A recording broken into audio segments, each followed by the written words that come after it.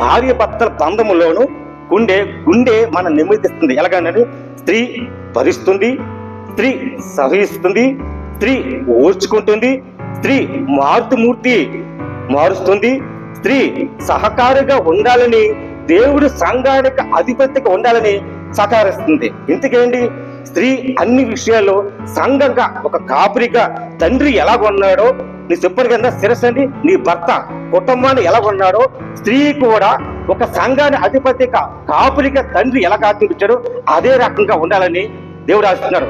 ఇది మనం నడుచుకోవాలి. ఎలాగంటే స్త్రీని పురుషుని ఏకమవ్వాలి. ఏకమవుతేనే జీవితం చక్కగా ఏర్పడుతుంది.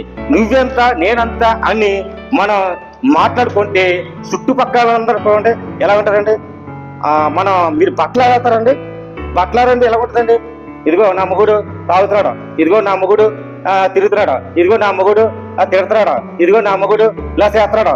బట్టలారేస్తాను చూడండి, తీగిల మీద ఆటలు అలాగలాగా ఆరైతే మనం చెప్పుకుంటే ఏమవుతుందండి, లోకుపోతాడు. ఎవరండి, నీ శిరస్సు లోకుపోతాడు పురుషుడు.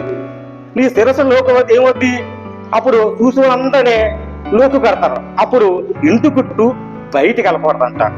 ఇంటి గుట్టు బయటికి వెళ్ళిందా ఈ స్త్రీ, భర్త లోకైపోతాడు, భార్య లోకైపోతాడు. అప్పుడు భర్త ఏం చేస్తాడంట, ఈశ్వరూపంలో వచ్చేస్తాడు. భర్త ఏం చేయండి, నా భార్య అలర చేసింది, నా భార్య ఏంటి దాన్ని ప్రేమించకూడదని మాయలోకలు పడిపోయి తాగుడికి బానిస అయిపోతారండి. ఈ రోజులు అదే జరుగుతున్నాయండి.